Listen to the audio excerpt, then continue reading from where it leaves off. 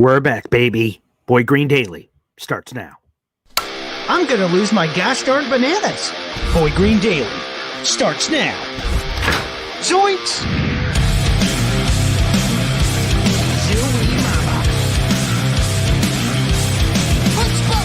I made it clear that my intention was to play, and my intention was to play for the New York Jets. Yeah,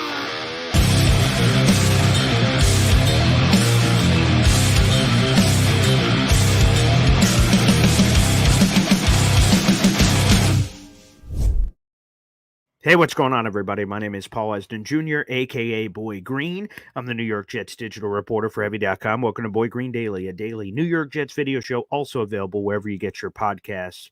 And we're back, baby, after a couple of days hiatus. We'll get more into that perhaps later at a different point, but we got a special guest joining us to help us preview the New York Jets-Arizona Cardinals matchup. His name is Walter Mitchell. He's the deputy editor for Revenge of the Birds, covering all things Arizona Cardinals for SB Nation. Walter, good morning, and thanks for joining us. Good morning, Paul. Boy Green. Love Yes, your sir. set there and love your intro, man. That is gets you fired up. Yeah, that's it, baby. My energy is fired up, and I'm ready. This is, I'm going to be honest, this was always an interesting game that I circled on the calendar because of the talent on both sides, and it's been very interesting. When I kind of look at the Cardinals' schedule, how things have kind of happened here, it looks like it's been a little bit of Jekyll and Hyde. Is that an appropriate way to describe this team? Yes, well, we had I think the toughest schedule of the first 8-9 games as any team in the NFL. So, it was to get through at 5-4 at this point. We're pretty excited.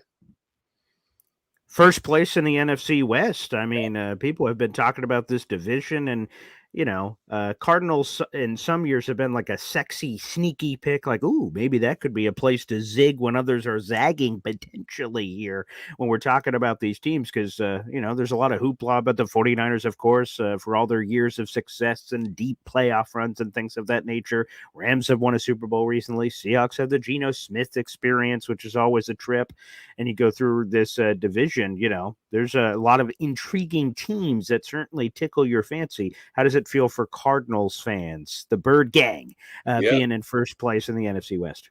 It's feeling amazing, and we actually are 2-0 in our division. That's the other real plus is we really stuck it to the Rams early on in the season, caught them before they've been recently getting hot, and that was a great win. And then we stole one away in Santa Clara against the 49ers on a last-second field goal by our new kicking hero, Chad Ryland, who's come in for Matt Prater and kicked 3 game-winning field goals for us. So, yeah, it's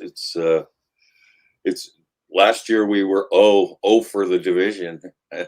So to be 2-0 and right now kind of a half game up and feels great, Paul. Wow, an effective kicker. That sounds nice. That sounds great. Yeah, Jets fans, we've been going through a few of our issues in that department, but I'll try not to vent to you like you're my therapist. But instead, speaking of therapy, I might need some for this guy.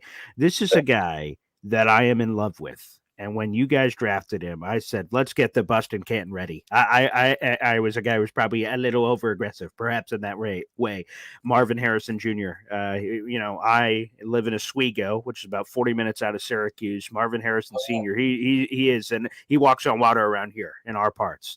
So his father, a terrific player, and Jr. is way different physically and everything else. They fed him different kinds of Wheaties than I guess they did Senior over here in Syracuse. I'm curious. We've seen pops from Marvin Jr. This year that have looked awesome. But there's been a lot of disappearing acts. But sometimes it has been his fault because I remember the Buffalo game. He was wide open for coulda. You guys should have beaten the Bills. I'm going to be honest, Walter. Gosh darn it. Come on, man. You guys should have carried your weight, beaten Buffalo. We would have really appreciated that. But okay, I'll try to save that again for the therapy session. But what's been going on with Junior? Why hasn't he just exploded on the scenes? We see some of these other star wide receivers that are immediate focal points. And it seemed that way, looking at the depth chart before the year. You guys draft Junior like, okay, he is the guy. He is your, and I'm sure everyone's been saying this, you're Larry Fitzgerald. He's your number one guy. He's going to get fed all the time, but it hasn't always worked out that way this year. Why? Well, we were a run-first team with James Conner, and we got some big boys up front who really move around and trap and very physical. So it's hard in the NFL to be run-oriented, playing out of 12 and 13 personnel like half the time, and so Marvin's like the only wide receiver out there at times, and you're running the ball and you're doing play action. But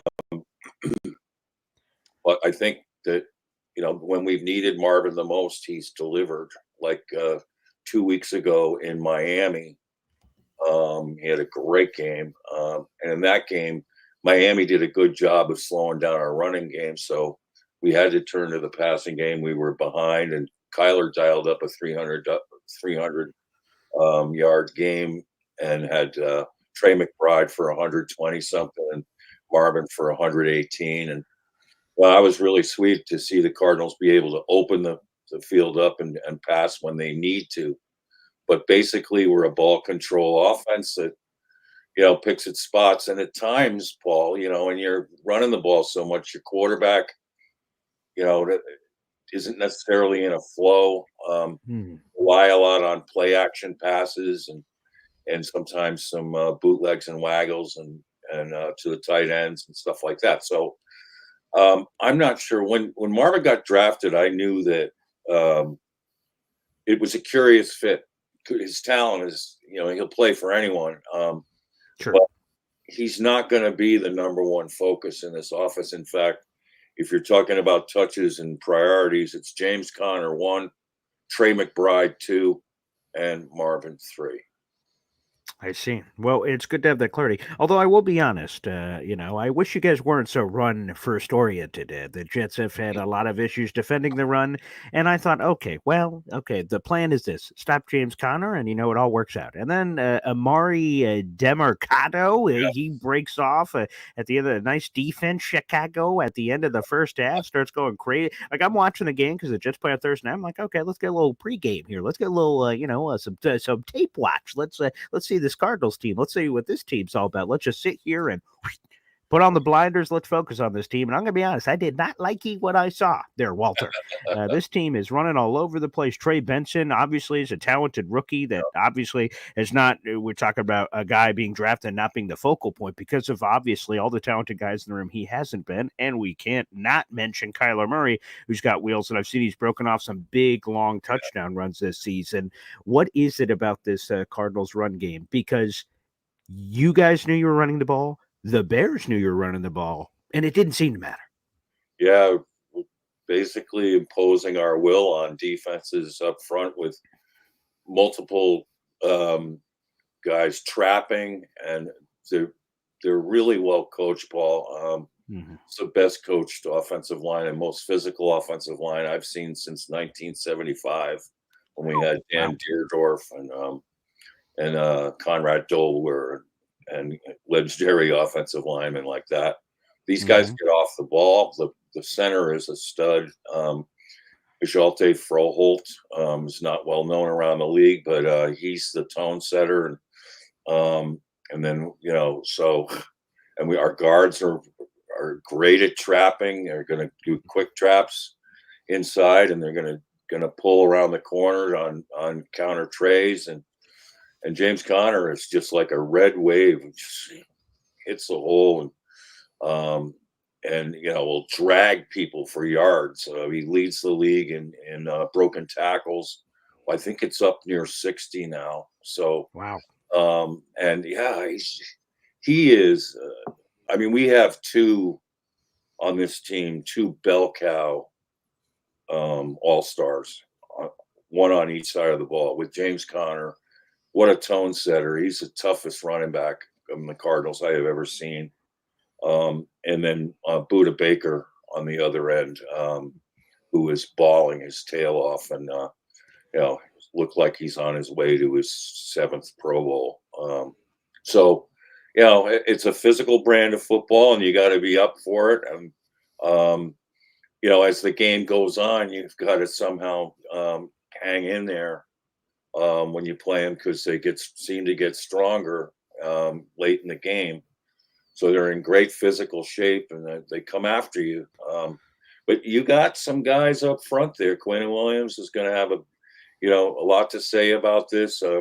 Kinlaw has had flashes for you guys. You sure. got Reddick back, our guy, Hassan Reddick, who I'm still crying over how they ever let him out of the building. That drama's over for you now, and I think he's starting to settle in. And McDonald on the other, you got some athletes there. So I mean, it's going to be an interesting matchup to see how your defensive coaches scheme this. I imagine they're going to run a lot of A and B gap blitzes, and that's the case where the Cardinals will want to try to anticipate that and throw to McBride on play action over the middle. But and your safeties have played pretty well. Your corners have been outstanding. So I mean, you have the kind of defense that can have the athletes who can get after this. But I think it's going to take some special scheming and heading up B gaps when a guard pulls and stuff like that. Try to get in that backfield. Again, we're speaking with Walter Mitchell, baby, the deputy editor of Revenge of the Birds, covering all things Arizona Cardinals for SB Nation. And you mentioned Reddick, and let's bring that up. That makes me feel better. Hassan Reddick, the Cardinals have been criticized a lot with drafting him, how they utilized him for the majority of his career in Arizona. Final year he pops, and then you're like, see ya. And then he hits the door, and obviously goes on the merry-go-round of all the different teams he ended up on, from Carolina to Philly, and then eventually here with the New York Jets. Why did the Arizona Cardinals utilize him in that way, drafting him for one thing, using him for something else, and then eventually using him for what everyone thought they would, and then letting him go? What all happened there? What went wrong? Well, I mean, the Cardinals had made it a tradition of trying to fit a round peg in a square hole at inside linebacker. And, that's such a position that, for instincts and stuff like that, you really need to have, the Malcolm Gladwell 10,000 hour rule of you need, multiple reps to develop a game like that, an inside, downhill tackling game for the NFL when you haven't done it in college. You played on the edge. I was, and others were screaming out, get him on the edge, because that's where he was so good at Temple, which is in your backyard too. I mean, yes, and so something about Hassan that's curious to me is why he's bounced around to all these teams and why people are kind of willing to let him go. That mystifies me. I mean, he had a tremendous year for the Eagles in their Super Bowl run. I mean, he was their stud edge rusher, and and the Eagles trade him. I don't quite understand that. Of course, Hassan wants to get paid, sure. but he's earned it. I mean, you look at his stats, his pressures and sacks. I think he already has 2 sacks for you, right? 11 pressures. Ooh, yeah. Let me double check on the numbers there. I'll definitely get to those. And I was like, oh wow, I think his first game was a little rusty, but maybe it's 1.5 sacks or 2 sacks and 11 pressures. What's he played in, like 2 games? Yeah. It's been a very short amount so far. Let's see, what do we got for Hassan? Let me get that up. Hassan, yeah, I think they only have him for so far, if I have this correct. Yeah, they only have him for half a sack right now, but his pressures have been very nice. Okay, half a sack, all right. Yeah. On PFF, they had him for 2. Maybe I like that better. Okay, PFF. Beautiful. Yeah. Let's get him up there on the 2. So yeah, I'm sure that'll be an interesting coming home. What will be the reception for Hassan Reddick? That's an interesting, tenure as a former first round draft choice. Oh, I mean, I think he'll be received warmly. I mean, it wasn't his fault that Right. Time decided to double down on Chandler Jones and let at Mhm. Chandler Jones's age, when they could have gotten out of that contract and recovered 15 million, which they could have helped to pay towards Reddick, who ended up signing for like 8 or 10 with Mhm. the Panthers. I mean, he Nothing. could have Right. been had for maybe 10 a year, which Mhm. would have been a bargain. But they were, and Chandler Jones was coming off injuries and stuff. It just didn't make sense to me. Although Chandler Jones was like balling for us for like 3 or 4 years there, and getting it done. So, but there were signs that Jones was fading a little, and of course Reddick came in, and I'll say this too, Paul, about Reddick Sure. is, um, what I loved about him too is his versatility. No Cardinal that I've seen on the edge played contain, unlike Russell Wilson and Mhm. mobile quarterbacks as well as and as disciplined as he did. Also, he's got a great feel for rushing the outside shoulder of the quarterback, and forcing him inside. It's rare when quarterbacks are going to break contain on him because he's so well coached. And even early on, when they finally put him on the edge, he was like that. So, I mean, he was already like that coming in. So, you're getting more than just a sack artist. You're getting a really good athlete who plays that edge position the way you would want to draw it up. Well, it's nice to hear that he will likely have a warm reception when they return, because of course the Jets will be traveling to Arizona, and I hope Kyler Murray is willing to do a warm reception. I'd love for them to reunite several times in the backfield if that's possible. That is something I would certainly be for. And another thing I look at here with Kyler, who is a fascinating player, the former baseball player and NFLer. Like, man, he has not turned over the ball. Only 3 interceptions, 11-3 touch interception ratio. That's terrific. Again, we talked about the rushing upside that's there. If you give him that opportunity, he is more than willing to take those that are there from that perspective. Is the Kyler taking care of the ball? Is that something that has been prominent since he's been drafted by the Cardinals, or is that a relatively new thing this year? Yeah, I think this year he's been a little more cautious than normal.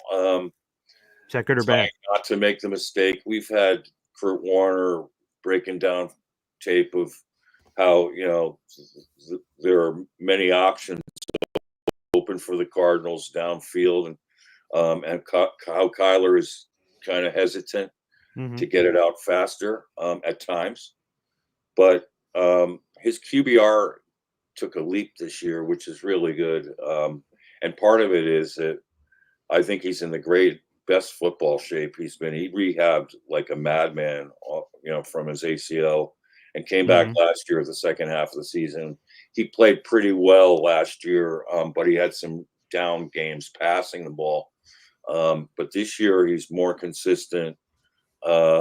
He's more on time, and watch out for his legs because he's in such great shape. I mean, he's as quick as ever, and he can pop one on you if he can get free. I mean, you have to try to contain him and feed him into the middle of where you got Quinnen and Kinlaw. If he breaks contain, he is some kind of special. And not only with his ability to take off and run, but he can pick up receivers downfield and on time and deliver. And our receivers are reacting well when the play's broken. They Sure. have ways they get open. Like Marvin is great at that. He is fabulous at that, and he's so well coached. Has been his whole life in knowing what to do. In fact, one play, he saw he had an opening to go deep off a scramble, and Kyler hit him in stride for a longer touchdown earlier in the season, which was fantastic. So, I mean, Kyler is maturing as a leader and as a point guard in a run heavy system, and delivering the ball. He'll get many people involved, and he's done his part. And the big thing for him now is to accomplish a little bit more accuracy out of the pocket, but he's still been pretty good at that. And he's on track for having maybe one of his best seasons. Walter, I've only just met you, but I feel like I get a vibe from you. You seem like you're a big video game guy. So I'm curious, Kyler Murray, he has that whole shish kebab about him and the tape study and the video games and the iPad and all that jazz. And I don't have to tell you this, but obviously, like a team like the Jets, we get covered every second of every day, good, bad, indifferent, everything in between. And the Cardinals don't get that same coverage. So I'm sure Cardinals fans love it. The one coverage they get is on this crazy Kyler Murray story. Was that real? Was that something that was blown out of proportion? How did Kyler handle that? I'm curious.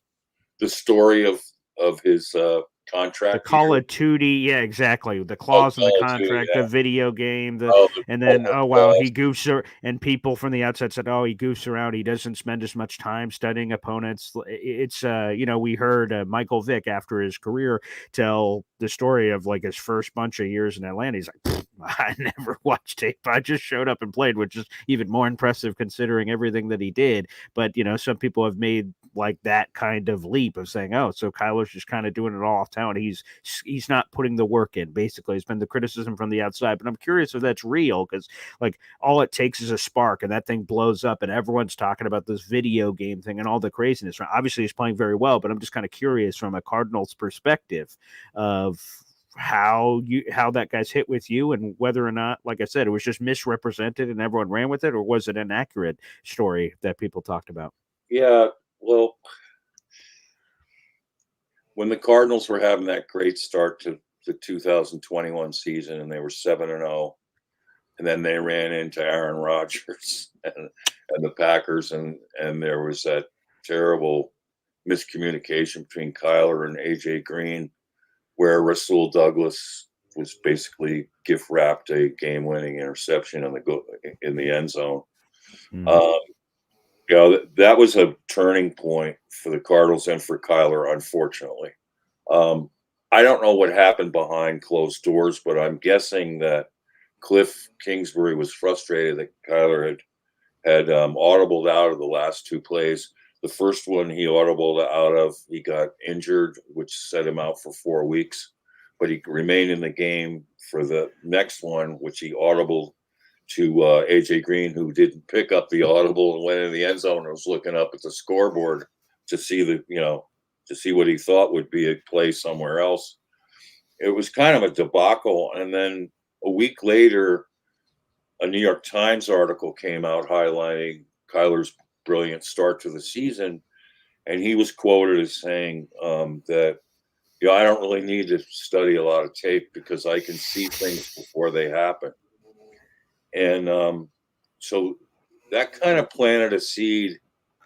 I mean, I said I was unpopular for saying this at the time, but I was like, oh my God, you don't say that ever. And, yeah. I mean, insert foot in mouth. That was an unfortunate thing to say. And then after he came back from the injury, he was very tentative. And I think he was thinking a lot about that. His agent probably told him, if you want your bag at the end of this year, you can't risk another injury. And he struggled down the stretch. He went 2-5 after the Green Bay game. In games, Paul, at home where we were favored, the Colts game on Christmas, the Seahawks blew us out, and they were had a 6-game win season. In Russell Wilson's last game as a Seahawk at home, and if we win that game, we win the NFC West. That was so disappointing. Kyler kind of struggled in that game, and then the playoffs, he had his worst game as a pro against Aaron Donald and the Rams. And the worst part about that was that at the end of the game, he refused to go back in with his teammates. I mean, there's certain football things. I mean, for a guy who's played football his life and grown up with a football coach, decisions that Kyler made that I thought were very irresponsible and unfortunate. And so I thought he brought a lot of that sort of negative attention onto himself. And then his reaction to coming off that playoff game was to make him the talked about player during the Super Bowl weeks. Is like Kyler scrubbed his socials. Yes. And I mean, made this all about, and I was convinced he wanted to get traded. And because why else would you do that? He's threatened the Cardinals. Exactly. If you're going to scrub your socials, that's like flipping the bird at all the fans. I mean, if you're going to scrub it of all things Cardinals. Pun intended. Yeah. Yeah. Yep. And so, I mean, there's been a maturity process that's taken painfully long, to tell you the truth. And you wouldn't expect it. But, and then you look at Cliff Kingsbury and what he's doing with Jaden Daniels. Sure. I mean, night and day. I mean, Cliff did a great job rookie year with Kyler. Especially, here's the context, is that people forget this. Kyler Murray only played really 1 year of college football. Oh, that's right. Yeah, people forget about that. And, I mean, you look at Jaden Daniels, who basically played 5. I mean, there's huge difference, of course, in maturity. And so I think Cliff did an amazing job of getting Kyler acclimated to a pro game. And it was a testament, too, to Kyler's natural skills. The dude can throw the ball and he can run it like crazy. So, but it's been very frustrating. And I thought at the time that it was a mistake to sign Kyler, regardless. You had him for 2 more years under contract. It wasn't like he's going to be destitute because it was $40 million guaranteed for the next 2 years with the 5th year option. He hadn't finished a season physically healthy yet or playing well yet. We were always kind of fading down the stretch. So you wanted to see that first. And I thought setting a precedent of giving Kyler his bag after all the things he did to which I felt had alienated the locker room. I mean, when you quit on the team, you scrub your socials, you're saying all the while saying that I've got to do everything to win games, which is such an insult to the players that he's. Yes, right. The rest of the team, for God's sakes. And the combination is also keep saying every game they lose, I've never lost. I don't lose. So all that was annoying to me, and I thought it would set such a poor precedent if Michael Bidwell, the owner, caved in. Right, you rewarded that. Exactly. Rewarded that kind of behavior. And so basically what the Cardinals had to do was fire Cliff Kingsbury. It wasn't his fault, but everyone wants to blame him. Because Kyler came in and after he got his bag and after the humiliation of the homework clause, Kyler was missing meetings, coming in late. He was a mess. And I mean, the Cardinals got what they deserved, in my opinion, by putting too much too soon on him. And so basically what they had to do is fire the coaching staff and then bring in a new regime where they would try to weed the roster of everyone who was, still kind of, leery about Kyler. And then try to get draft picks who will come in and say, oh, Kyler Murray, he's a Heisman Trophy winner. And in large part, that's starting to work because Kyler now is in the building when he's supposed to be. He's making the commitment that you would hope. If he'd just done that with Cliff, the way Jaden Daniels is doing this year, showing up early, the way Jaden Daniels is, and getting in lockstep. But it's happening now, and I guess now is better than never. And I'm curious to see how the rest of this year goes, because he has not yet put a strong finish to his season when he started from the beginning. Last year he kind of finished strong, but he only played the last 8 games of the season. So it'll be interesting to see if he can. I think he's in the physical shape and the mental kind of shape to do it, but you never really know with Kyler because he's moody and sort of mercurial. And I mean, that part of it is improving, but it's still, it makes you wonder from game to game whether the other team will get inside his head. Oh, yeah, interesting. So let me ask you: the Cardinals in NFL circles, it sounded like for weeks were hunting for a pass rusher to add to this team. They end up getting one ahead of the NFL trade deadline in Baron Browning. First off, what is the state of the pass rush that it seemed that they had been slamming everything around to try to find one? Right. And Baron Browning getting traded week of. Jets fans know a little bit about players getting traded midweek and then getting thrown into action Right. immediately. What's kind of the plan for Baron Browning as well? I think they'll probably play him some snaps on sure passing downs. Mm-hmm. He's going to have to learn. I think they want him to start at weak outside linebacker. They see him as a 3-down linebacker. So we get the bye week after this week, Paul. So there's time for him to learn the defense over the next couple weeks. But I think he'll be sort of a designated pass rusher in this game. Amazingly, I mean, our pass rush has been, let's just call it what it is. It's been awful for 2 years, especially from the edge, and it makes them passing on Will Anderson Jr. In their first draft all the more frustrating because we haven't had a bona fide, ace edge rusher since Reddick left, really. Right, yeah.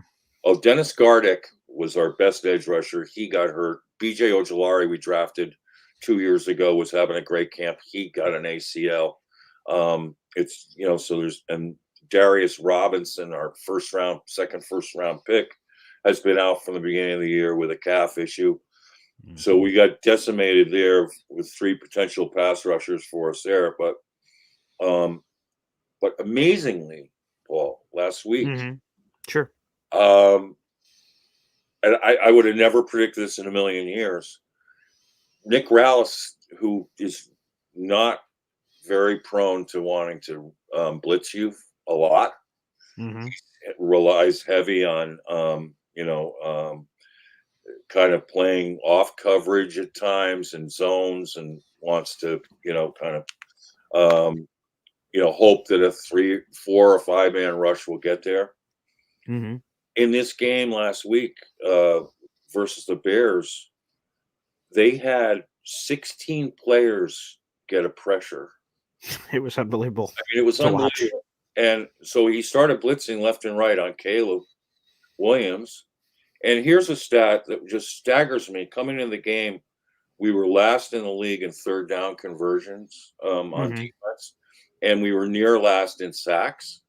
Mm-hmm. So out of this game, Dick Rallis, young 31-year-old defensive coordinator, dials up these pressures. And this is an amazing stat to me, is they got twice as many sacks, 6, as they did giving up 3rd down conversions, which was 3. Oh my God. I mean, Caleb was 3 for 14. Jeez, and it was just so great to see that something like amazing like that. Yeah. But now I think they're going to be leery about blitzing Aaron Rodgers as much. I was just about to say, because you're going from one of the younger player in the leagues, and that's an interesting way to do it, to throw the kitchen sink at the young man. He's like, whoa, what am I seeing here? To a guy that's basically seen everything in Aaron Rodgers. And it seems like you're tempting the snake in the grass by doing the blitzing, because obviously Aaron is a guy who could potentially take advantage of that. And we'll see on mobility. That's been floating throughout the year. In some weeks early in the season, like, okay, there's some Aaron Rodgers movement. And then as they've had these games stacked together, and he's old now and everything else, that has given him some problems in mobility. But now he says he feels as great as he's felt all year. So we'll see what kind of impact that potentially has. So, Walter, before we get you out of here, what is your prediction? Crystal ball it for us. What kind of game are we going to see? Feel free to share a score prediction if you have it. Jets Cardinals Sunday. What happens? I'm really curious to see how the Cardinals come out in this game, because, and I think your Jets are really, looking at this game as another springboard Sure. especially after last week when they played so well against the Texans, particularly in that Mm-hmm. second half. Mm-hmm. I think they see a path right now Yeah. that's going to have you guys really fired up. And Aaron Rodgers, I think, will be tremendously motivated. And having Devontae Adams there Sure. um, is a real security blanket for him now. I think your O line's a little banged up right now. Very Your much so. guards, that could be a factor. And I think it's a toss up. I don't know how I could um, predict it one way or the other than just saying like I think it might be a game that goes into OT. Uh, Ooh. that Okay. then whoever gets the ball first or something, or whoever makes the most of OT. I think it'll be hotly contested, and I think that the interesting thing for me is, will you be able to stop our run game? Mm. And then the interesting thing for me is, will we be able to slow Aaron Rodgers down in the passing game? And we got our eye on Brees Hall.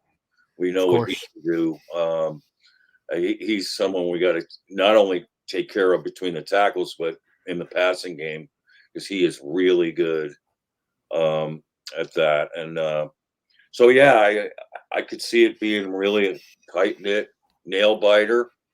What's your thought? Yeah. First off, you've made history, Walter. Every week we have a expert from the opponent join us, and we do this prediction at the end. And there is never. I've been doing this show for somewhere in the ballpark 12 or 13 years, Awesome. and we have never had someone predict overtime, so that's wonderful. And I would say this, that Vegas agrees. Vegas has gone back and forth on the money line of it being one here, pick 'em here, depending on your bookie of choice. So they absolutely agree that this is an interesting game when you factor in all of the different variables. I see it too, but that's my number one question. Like, even heading into the Cardinals, before even seeing the ball kicked off between the Cardinals and Bears, I'm like, oh man, James Conner, that guy is someone who is not going down on first contact. That is a tough son of a gun. And then obviously we all know Kyler's wheel. So that's all I thought about heading into the game. I'm like, oh, that might be a little rough. And then we go into the game. I'm like, oh, good Lord, have mercy. I'm saying the Father, Son, and Holy Ghost are being blessed as I'm watching this game. I'm like, oh boy, I was already like a little leery heading in about the Jets' ability or lack thereof to stop the run, and seeing it. We here in Syracuse. Syracuse football is one of the things we cover. I also do a radio show here in Syracuse. And one of the things we do is same thing. We bring an expert on from the opponent of whoever Syracuse football is playing. And after the expert leaves the show, I turn to my radio partner. We both ask each other, so how do you feel now talking to the expert? Better, worse, indifferent? Right. And, after watching the game, I'm like, oh boy, I feel much worse after seeing what just happened against Chicago. I was like, oh boy, this team can run all over the place. And while Kyler didn't have to necessarily light it up, Right. that to me is a plus that they were able to do all this, and Kyler did not have to carry the water. They were able to pound the football and run it. And that was the thing that got me, because I told you that heading the NFL circle conversation about the Cardinals, oh boy, that pass rush a little questionable. And then I was watching the Bears game, I'm like, what the hell? Where's the questionable pass rush? It sounds like everything seems to be here just accordingly. So same sort of thing. I look at it as a 50-50, but I think, again, the telltale of the game is exactly what you said. I don't think it's any mystery. Can the Jets stop the run? Because as Jeff Ulbrich, our interim head coach, said earlier this week, the Cardinals are going to run the football, and regardless of the result, you want to know what they're going to do on the next play? They're going to run the football. So he feels that conviction to the running game, which you sometimes don't see from teams who the Jets have had this year. Sometimes they'll dip their toe in the running waters, and whether it's successful or not, they're like, let's just pass, and then they just abandon it for no reason. That does not seem to be the likelihood of the Arizona Cardinals offensive philosophy. So yeah, I completely see it the same. It is 100% a 50-50 game. There are two teams that don't play each other very much, and I'm interested to see stylistically what we're going to get here from the Jets have not done well when they've had extra rest. So they have extra rest. In theory, that should be good. The Andy Reids of the world, like, undefeated when they have rest. The Jets, well, history says they're not very good, but that's history. This is this year, so we'll see what happens, because they're going to have a few of these kinds of opportunities this year. Well, you've got a star-studded roster. I mean, and things have happened during the course of the season. I thought the way Aaron Rodgers handled things during the off season was really bogus. I could almost predict this happening. Didn't he skip mini camp? Or he did the 2-day mini camp in June, I believe it was, for the Egyptian trip. Yes, right. And so I don't know how much karma he's brought on himself in this ordeal, but it's just now it seems like they've been hit with smelling salts and they look a little rejuvenated. And I think Devontae Adams coming in the picture really helps that. So it'll be interesting to see just how much they can maximize that talented roster in this game. And I think it's very possible that you do. But I think too the Cardinals have a chance to battle you man for man for 60 minutes and see who ends up on the plus side. But interesting confluence here is that I'm a BC grad and we play your Orange Men this week. Isn't that funny? And you have Marvin Harrison Jr.'s high school quarterback, absolutely balling. I mean, people were saying all year when the Cardinals, were making excuses for Marvin Harrison last year, saying like, "Oh, his quarterback sucks." And I watched all the games. I said, "No. This quarterback is a lot better than you think." And I mean, I got to give him credit. I mean, he is absolutely balling for you guys up in Syracuse this year, McCourt. Yeah, look at all this commonality here. Look at all these connective tissue, and as you were randomly dropping names, I'm like, man, look at all the Syracuse guys I've hung out in Arizona. You mentioned Chandler Jones. There was Justin Pugh. There's Garrett Williams, who we really love here, the corner. Who unfortunately, same sort of thing we've talked about before, guys like getting injured and that dramatically affecting their draft stock. He's a great kid. So I'm glad that he's down there in Arizona. So I hope things work out for him. But yeah, it's just there's a lot of connective tissue. And like I said, I'm looking forward to it. And I'll tell you this, Walter, I told you I've been doing this show for a long time. Yeah. My favorite thing to do is what we're doing right now. It's this networking conversation of like, I don't get to talk to Arizona people very often unless it's some trade situation or things of that nature. So I love on a week-to-week basis. I'm like, oh, cool. I get to talk to that community. I haven't talked to them in like 4 years or whatever it is. So Walter, was great to connect the dots. So we're going to have to do this again soon. See you in the Super Bowl. Oh, wouldn't that be sweet? I'll take that any day. And we'll take the Super Bowl in overtime as well.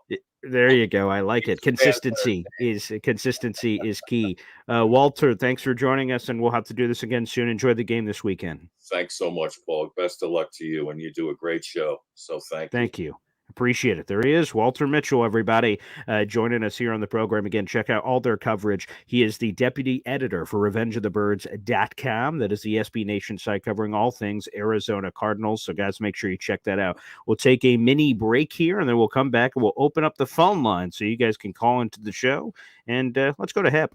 Boy Green Daily, Boy Green Daily, Boy Green Daily. Talking just football, man. Boy Green Daily, Boy Green Daily, Boy Green Daily. The New York Jets Football Club. Wow. Offense, defense, special teams. Watch the Super Bowl season with Boy Green. J-E-T-S. Jets. Boy Green Daily, Boy Green Daily, Boy Green Daily. You're talking Jets football, man. Boy Green Daily, Boy Green.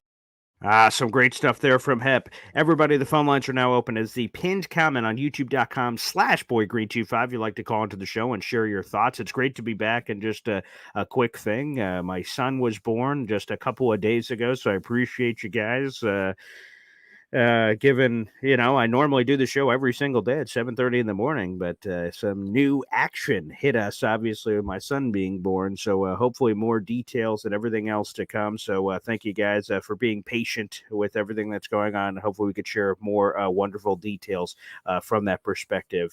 So thank you guys for that. So yeah, Paul Angereston III, baby. PE3 is here in the building. But before we go to the phone lines, I just want to throw it out that we are 41 members away from Phil getting his emoji, getting right back to it here after a few days off.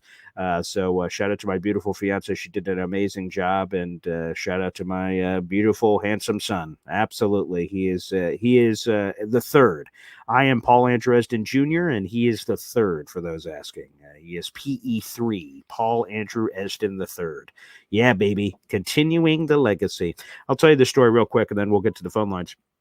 When I was a kid, my dad, senior, as you guys know him, he pulled me aside. I was like 5 or 6, maybe 7, I don't know. And he just told me about the importance of the father or the son carrying the name and the importance of that, the value of that. And man, that just hit home. And I loved it. And I just told my dad when I was 5, 6, 7. It sounds crazy, but I told him when I was that age that when I have a son, his name will be Paul Andrew Eston III, and we will carry the legacy. And fast forward through life, obviously, I'm with my beautiful fiance, Tatiana. And, the first child, I'm like, oh my God, son. Come on, baby. And then it doesn't happen. It's a daughter. And at first, you're kind of like, man, oh, well. And you never know if it's going to happen because, right, we could have tried for a second child and it could be a daughter again. So I'm like, okay, gods, you know what? I wanted a son so bad, but it doesn't matter. I just want a healthy baby. So you know what? If it's a daughter, great. So we get the daughter, Zariah Luna. She's great. She turns 3 in January. And, come on. I mean, she's a legend, for goodness sake. Right? Wow. I mean, come on. Legend. But, as soon as during the first pregnancy, I was just son. Didn't happen. I'm like, you know what? I don't care anymore. I just want a healthy baby. And then the gods are like, all right, you can have a son, you bastard. So, they kind of goofed around and played around with that, which was kind of funny. So now we got a son. So beautiful. Absolutely beautiful. All right, let's, we got a membership coming in. Appreciate it. Jared, gosh darn B, baby. Okay, let's get the juices flowing at the membership. You love to friggin' see it. We have a new member to the Boy Green Coffee Club. Shout out to Jared B. That is Dorian Schmorian. Okay, I like the creativity there. So we are now 40 members away from Phil getting his emoji, which we absolutely appreciate. So thank you, everybody. Appreciate that. Spread the good gospel of Boy Green Daily. All right, let's get to the phone lines now. Appreciate you guys. Again, you guys can call in. That is youtube.com/BoyGreen25. If you're watching the show on Facebook or Twitter, you have to hop on over to YouTube to be able to call into the show. And you guys can join the Boy Green Coffee Club in the YouTube description down below. Just join the Boy Green Coffee Club here, or gift channel memberships. If you're watching on YouTube, the little money sign, click that final option, gift channel memberships. You can gift as many as you please. All right, let's go to the phone lines. We got Johnny Boy here on the show. What's up, Johnny? BG, hey, first and foremost, brother, congratulations, bro. Awesome. Many blessings to you and the fam, man. I hope wifey's well. You know, hope the little one, she's doing good. I remember bringing my son and introducing my daughter. It's an awesome moment, bro. So many blessings to you and your fam, bro. I wish you guys nothing but straight health and straight wealth, bro. So thank you. I appreciate that, man. Put that out there. But I wanted to ask you a couple questions, man. I'm glad you're back.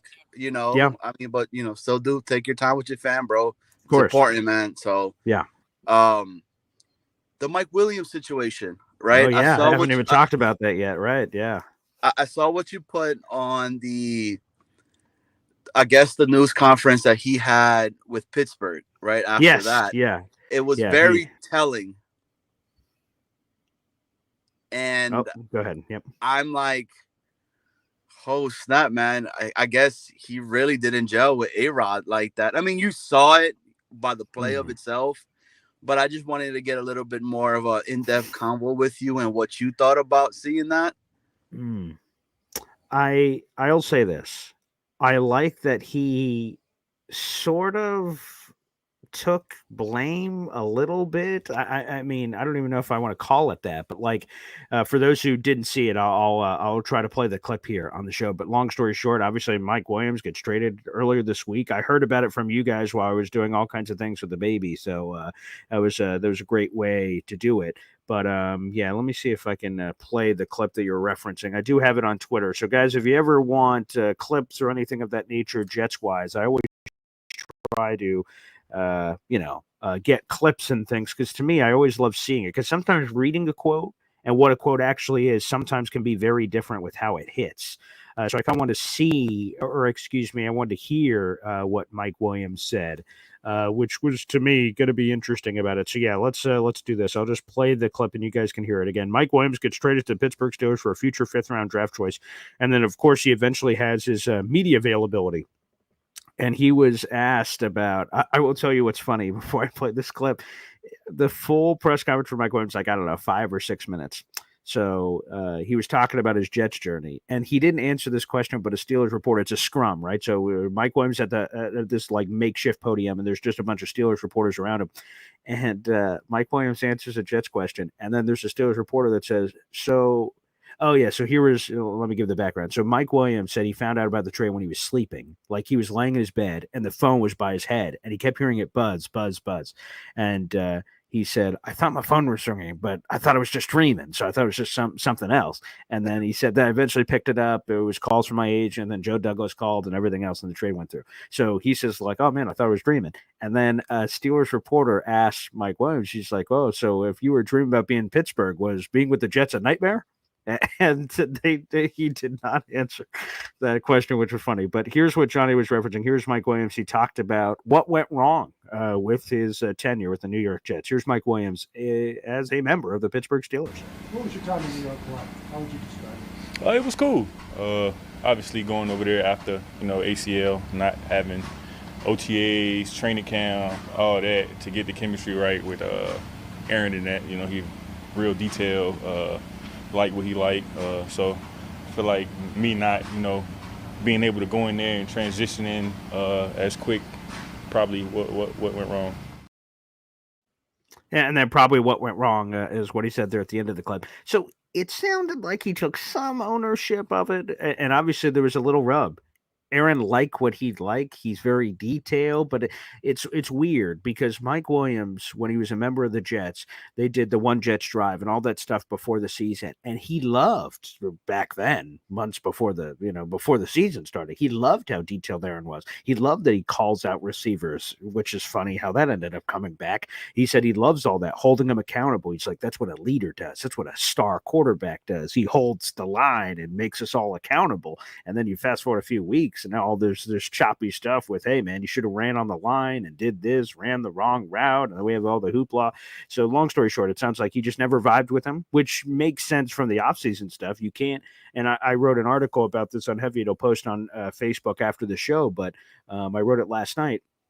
You can't make up for chemistry. You either have it or you don't. And obviously he didn't. He had the torn ACL in week 3 of the prior season, 2023, while he was a member of the Chargers in that Vikings game. And then he missed all of the offseason, basically, then got thrown in randomly at training camp. But at that point, obviously, Aaron had already built chemistry with all these other different guys on the roster. They tried to makeshift it in the middle of the season. That led to multiple miscommunications, which led to interceptions, which led to Aaron getting pissed. And again, if you read the Aaron Rodgers book, he talks about putting people on an island. Like, they've pissed him off so much, he just goes on the island, and then it's like they don't exist anymore.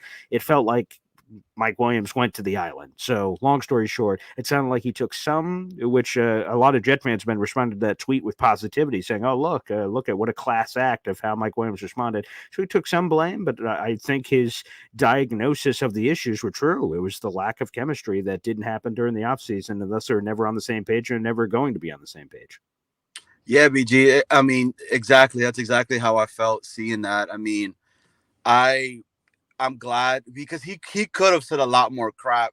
Sure. He could have been like, there's some players that, not on this team, but on other like stuff in the past or whatever, that would be like, I'm tired of seeing my quarterback on the Pat McAfee show saying this, saying that, or, the wide receiver on the Kay Adams show, or whatever, but he took the high road and was like, nah, like, partially it's my fault in regards to that stuff like that. And the chemistry piece that you were talking about is the truth, because we saw it in real time with Garrett, and now we're starting to see it flourish. The last thing, I know you got other people and all that, JD, the JD situation and all that.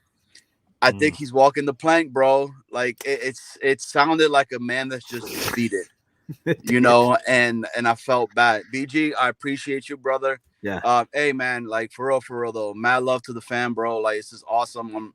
We were all worried about you, like, the whole crew and everything like that. Yeah. But we know you had to handle stuff and whatnot. But we just wanted you to know that you got support back here and whatnot. So, again, big congrats again, bro. Wifey, hope wifey's were recovering well.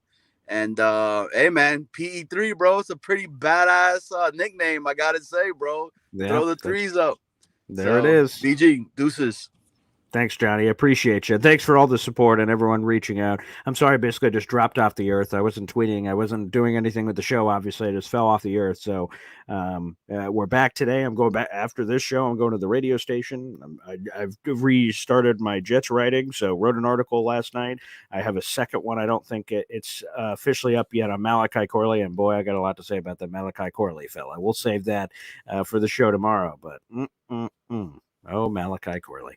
All right, let's go back to the phone lines. We got Indy Jets here on the show. What's up, Indy? Boy Green, buddy. Congratulations, my man. Congratulations. Thank you, sir. I appreciate it. I just want to know, do we call him BG3? That's a good question. I'm going to leave a little bit of that up to interpretation. Like I said, when I went to the radio station, they gave me the nickname Boy Green. I didn't pick that. I had the boy, the green, any part of it. That was all up to the gods. That was up to them as they picked it. And then I got it. And I'm like, cool. So once I had the nickname, it all took off from there. So you know what? Whatever the people end up calling the young man is what he deserves to be called. So BG3, PE3, robot, beep, boop, bop, whatever people say, that works for me. Regardless of whatever it is, buddy, I'm happy for you and Mama and the little one. Thank you, man. I appreciate what that. What do you think of Tay Adams saying that we're going to run the table? I will be honest. This happened to me a couple years ago. The Jets did not run the table then either. That was also against Pittsburgh. That's kind of funny. So I am a very optimistic Jets fan. Every single week, I'm like, I come up with a game plan in my head of how the Jets can win the game, whether it's against the 18-0 Patriots or it's against the 0-14 Carolina Panthers. It doesn't matter. Every week, I'm like, oh yeah, if they just do this, they're going to win the game. Absolutely. And I convinced myself. Sure. But there have been moments in my fandom where they've lost 6 in a row, 7 in a row, 8 in a row. I'm like, oh God, you know what? I just don't see it. And normally, as soon as I'm about to just go, it is what it is. We're just not going to win this one. They have won. A couple years ago was Pittsburgh. I'm trying to remember. I think Callan Clements even had to step in for that one, but it was super long ago. But the Jets had lost like 7 in a row. They were like a 3 touchdown underdog. I'm like, oh God. I did one of these shows. It was only audio back in the day. And I just said, oh, Jesus, like, oh, here we go. We're going to get our ass kicked. And then we won. And I'm like, okay, I'm so sorry. I'm so sorry, Jets. It's like the Happy Gilmore. I'm sorry, baby. I didn't mean that. I didn't mean that, baby. I love you. I didn't, mean any of those things. And then this Texans game, right? Or what was Patriots, of course. How could I forget? So you lose to the pitch. I'm like, oh, Jesus, come on, man. That was an unacceptable, disgusting L. The season's over. This is terrible. And then a few days I went, okay. It's fine. They're going to beat the Texans. It's going to work. So I was able to flip right before the game, and now I'm right back on it. Here's the thing. We all know that the Jets have the bleeping talent to do this. Like all of these games, again, the only one you have to put in a bucket, I guess, is Buffalo. Although, again, I'm not trying to overlook Arizona or anybody, but of teams that are crazy, it's Buffalo on the schedule. And we'll attack them when we get to them. I think the Jets always match up very well against Buffalo. And then you just have to, if you play up to your talent, there's no one on this guy. There's no 8-0 Chiefs, even though I think they're kind of wholly in a different reason, perhaps a different conversation for a different day. But the Jets can go on a run. It's about belief. I think the Texans game was huge. Aaron Rodgers staying healthy. They only got 2 games in the month of November, so that should give him plenty of R&R to get ready for this stretch of games. But it's about stacking them together. The Jets had that Week 3 Patriots win. We're like, woo, we're going on a run, baby. And we did. A 5-game run of losing. And then now we're We here. went on a run. I guess you could. It's still a run. That's true. That counts. And now they beat the Texans. We're like, okay, now they need to go on a run again. They have someone mentioned it earlier in the middle of the conversation, but how does this affect their playoffs? Here's the fact of the matter. The Jets have very little margin of error. To me, if they get 10 wins, they're making the playoffs, which means technically speaking, they have one more loss to take on the chin. And if they win the rest of them, they can still make the playoffs. 9 wins, I think you just need a lot of things to happen tiebreaker wise, which would be very difficult. Can you make it with 9? Maybe if you squint. 10, there's no squinting. No tiebreakers required over the last 3 years. Every 10-win team made the playoffs. So yeah, can they go on a run? Absolutely, they could go on a run. This is a very stylistic, interesting matchup. It's like grappler striker. Who is going to win some of these trench warfare battles? But yeah, right. I love what Kay Adams says. Let's go on a run, baby. This team has the talent to do it. But and that's one thing I think we've kind of missed is that kind of leadership to say, you know what, screw what the Jets have always been, doing Jet things. I'm not a, he's not a Jet. He is a Jet, but he's not been into the culture yet. So he just, all Correct. He knows is, hey, let's just go win the damn thing. Mm-hmm. And to be honest, it's nice to have those fresh perspectives because I think that's what happens in the middle of those losing streaks.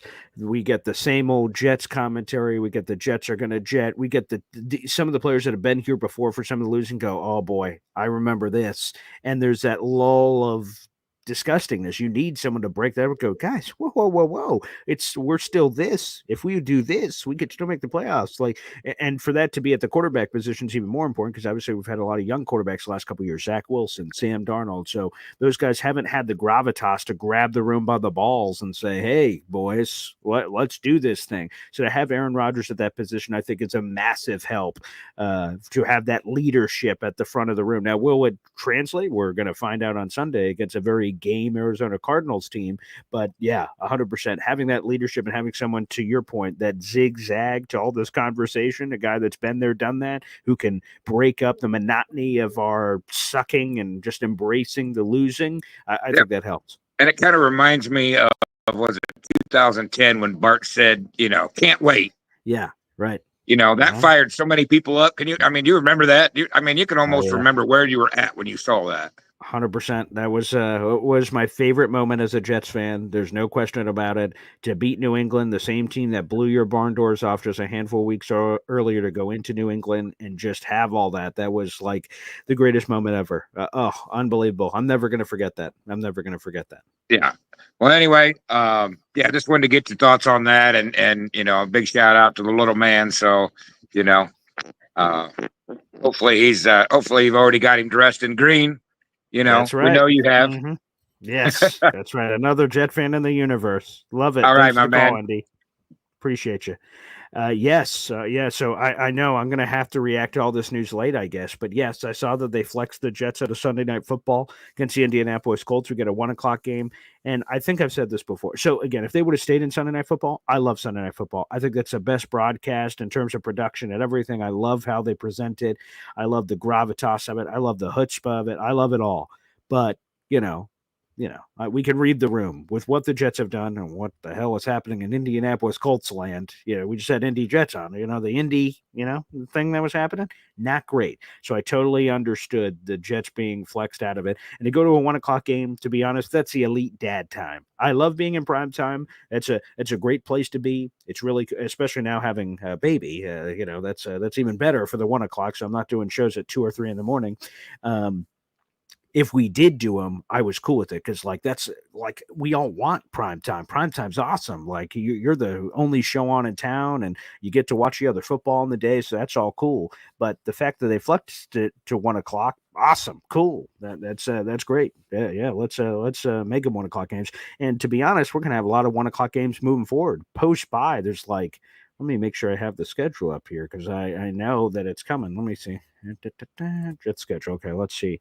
Right. So we've got Cardinals at 4:25. That's only because we're over there. But here are the games: Colts 1 o'clock, Seattle 1 o'clock, Miami 1 o'clock, Jaguars 1 o'clock, Rams 1 o'clock, Buffalo 1 o'clock, and then we don't know what the Week 18 Dolphins game will be yet. That's TBD. So we'll figure it out. So after this Cardinals game, the rest of the entire season is 1 o'clock. Okay, some consistency for a team that has been all over the place with Thursday Night Football, this kind of football, and everything else. It'll be nice to have a little bit of consistency from a week-to-week basis. Yes, and as Tony Alexio says here, let's hit the thumbs up for baby Paul Green, baby.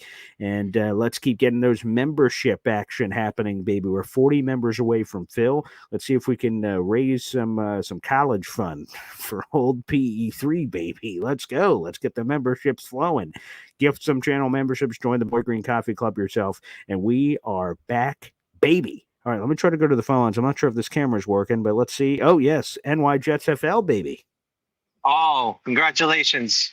Thanks, We weren't concerned about you, but we knew what was happening, but you always have that, little bit of concern when it comes to having children and stuff. Sure, but right, of course. I'm happy. Oh, I tried to super chat you and gift your membership. It wouldn't let me do either. What on my phone? What do you you want me to sell you something? Do you want me to buy something for the merch store? What's the best thing that I could do for you? Oh yeah. So you guys can either Zelle, PayPal, Venmo, any of those all work of ways if you guys want to, contribute to the funds. Feel free. Sure. Yeah, absolutely. Okay, cool. Yeah, I don't want to get you anything blue because the kids has to have a green. You got to start them in green right away. The heck with blue. That's right. Blue for boy is, blue for boy. You can kick that right out the door. 100%. And by the way, just real quick, I'll just say for the gender reveal, a lot of people were confused because, if it was a boy, we spike it and it's green. And there were some people at the party and on social media that were confused. Green, what does green mean? I'm like, come on, people. You know what green means. Green is boy. So, that was awesome. Are we going to talk about the game or something else, Paul? Whatever you want. Let's go. All right. I would say your guest was excellent, by the way. Thank you. Yeah, you're nice guy. He is very knowledgeable. Let's just say we kind of have the same game plan we had against the Bills and some of these other guys, quarterbacks that could run. Although Kyler Murray is elite, I prefer, Paul, to try to possess the ball, and keep the ball away from them. That's the way I would approach it. Can we go score for them? I mean, they have a mediocre defense, but can we go score for them and hope our defense holds up, which hasn't been the case, right? So, except for the second half last week, maybe a little. Right. But I would say maybe we try to be very run heavy, short pass heavy. Let's limit them to 2 or 3 possessions a quarter. We can kind of try to Mahomes them, and just keep away from them, and our defense would be fresh. That's kind of the way I would like to try to manage that game. Yeah, that would certainly be it for me. As I was doing it, is to limit those possessions, and then they can't just wear and tear you and kill you on time of possession with those long ass running down your throat drives, and then and then if the Jets have any offensive mistakes, and then they immediately go back to another grinding 7+ minute drive. That's 100% what the Jets need to avoid. Yep. Sauce Gardner, you're gonna have to tackle James Conner this week. You're gonna have to get over it. Why don't you put one of those fucking extra helmets on they put in training camp on this week? Because you're going to need it if you're going to tackle up. Sorry about the F-bomb.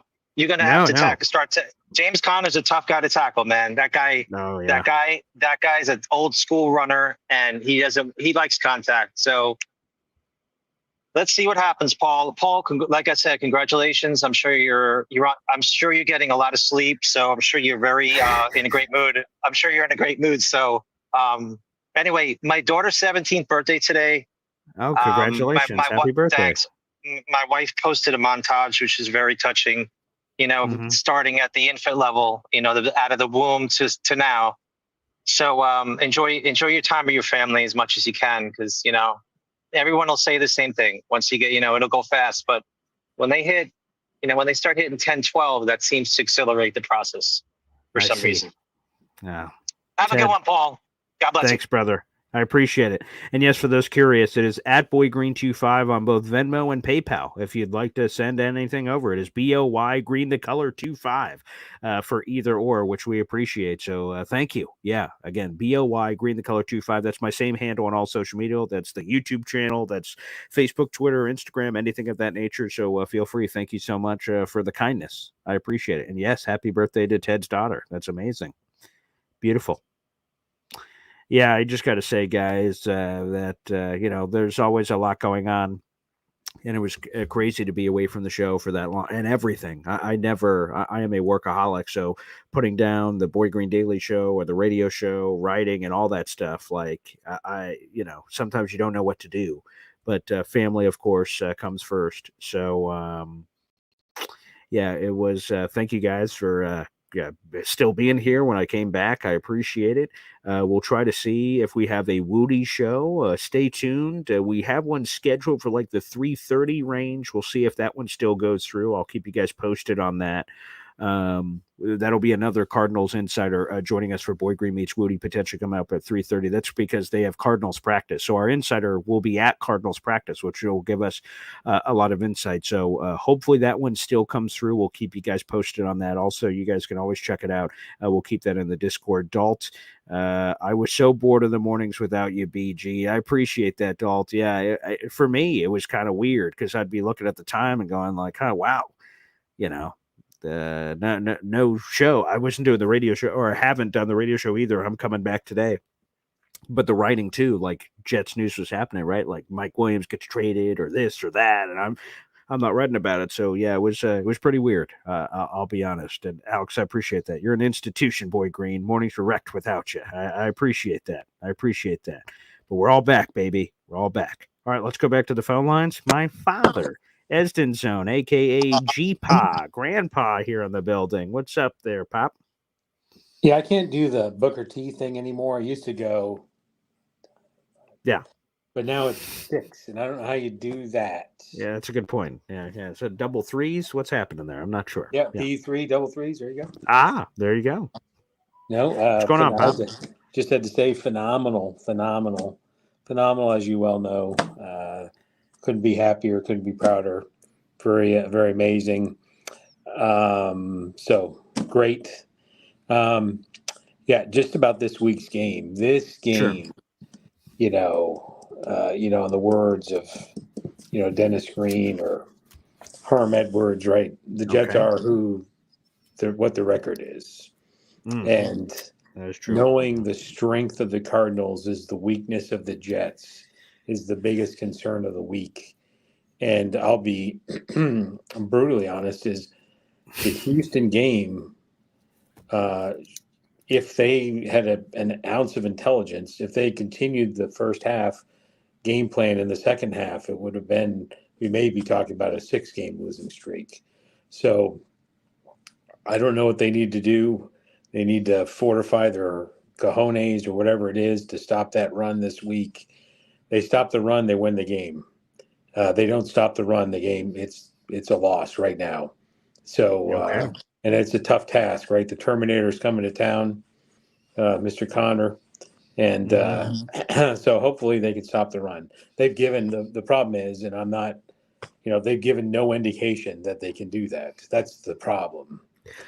Yeah, it's only been sparingly, and it's hard to squint at certain ones because, like, for instance, we were both there for that one. Week 3, Patriots had a halfway decent rushing attack coming into that game, but we were like, we're pretty sure that's all you can do. And then we just loaded up the box and were able to pummel it. And then Jacoby Brissett is not, I guess I was going to say it's not fleet of foot, but I guess he was in the second matchup. But that's neither here nor there. Yeah, 100%. So they've not proved it consistently. And they were really able to, right? Because where teams that struggle against the run, well, in some cases the Jets that started at the first snap, but normally it happens in the second half of the game or later. Wear and tear. Been worn down. Right. And that wasn't afforded to the Patriots in the first game because by the time they were in the second half, they had to go to air Brissett, which we all know how well that works. So, but anyways, don't want to hold up the phone lines. I think you get a lot going on. Get back to the radio station, but couldn't be happier. Grandfather P3, a long time coming. It's 9 years in the making since we had that conversation when you were a young child, and very good, very good. Happy, proud to be here, and we'll talk to you later, buddy. Which, by the way, actually, before you go, Pop, let me get my schedule here because I have to, let me make sure I do this on the schedule first. Okay, we haven't dusted off the schedule in a while. It's a lot of blanks in here, shooting blanks. Okay, let's see. Yeah, so I guess the game on. So you're good for Saturday then. I guess we might as well be clear. Just to be clear for everybody on the phone, Esdens don't shoot blanks. Hey now, obviously, look, I kicked 2 in the goal, baby. Not too shabby. Yeah, the bit and caboodle works, baby. That's for sure. Okay, so let's schedule and hop on Pop for Saturday. Kibbles and bits. That's it. Beautiful. That'll be live from a state I have not done a show on. I believe you have. I'll be in Vermont. So. Okay, actually, before you go, Dad, we actually have to do something else. You're normally very on top of this. Hang on 1 second. I got to make sure I get this here. 1 second. Hold on tight. All right. That'll be, yes, let's do this. Folks, shout out to Jared B., our moderator, for the very smart reminder here of this, because I don't know if a lot of people are aware of this, but we got a new item in the merch shop that we have to show people. We showed it in the YouTube community chat and a few other things, but, my father has called me a lot of things. Some people call me Boy Green. Some people call me Paul Jr., all kind of Mr. Green, but moron is the thing that I'm called most frequently. And booyah, it's right here. Here's our moron shirt. It is great. You guys can check it out. It's down in the merch shop down below. We actually have it on pillows, coffee mugs, and everything. Moron. There he is. There's a little Homer Simpson action. And me, it's got my dad and my face superimposed on the Simpsons thing here with the word moron. You guys can check that out. So again, the moron shirt is now available in the Boy Green merch shop, which is down below. So we've got all kinds of moron gear, which is beautiful. So I want to make sure that we do that there as well. So thank you so much, and thank you for the people that are sending in some extra funds for Baby Green there on Venmo and PayPal. That means a lot. So thank you so much, everybody. Yeah, I actually did mention earlier in the chat, but just to be clear, not that you're living up to that nickname, moron. Sure. Moron. Yeah. But that's not have anything to do with The Simpsons. Obviously, we couldn't sell anything that was related to that copyrighted material. It's a facsimile of me choking you as a young child, unrelated to the Fox television show, The Simpsons. Right. No, it's inspired. Yeah, inspired. That's all for sure. Well, Pop, thanks for joining us, and I'm sure we'll do this again soon. As a matter of fact, Saturday. Yeah. Very good. Okay, appreciate you, Pop. There's the Esden Zone joining us here on the show. All right, everybody, I got to close the barn doors because I got to head to the radio station for the first time in days this week, which I'm looking forward to coming back. So stay tuned, everybody. And Jerby says the white sweatshirt's awesome. So guys, check it out. There's multiple colors, multiple different things for Moron. You can help support this other Hop on Pop merch. I'm working on a new Boy Green Coffee Club merch established shirt. So I'm putting some designs together for that. All that, of course, helps support the show. So liking the video, hitting subscribe is the free way to do this. And that is, a really huge help. You may not think so, but that is a massive help. YouTube algorithm gets this Jet show in front of other Jet fans. If you guys like the video, hit subscribe every single day. Make it part of your routine. As soon as you come in the show, boop, boop. Or if you're already subscribed, you could just like the video, but to help spread the gospel of Boy Green Daily. Again, we'll try to be on it here in a couple of hours. I'll keep you guys posted on that one. If we could still get that Cardinals Insider in, I'd love to do it to bring back Boy Green meets Woody. So stay tuned for that. Thanks, everybody, for tuning in, and we'll see you next time. Take care. We're back, baby.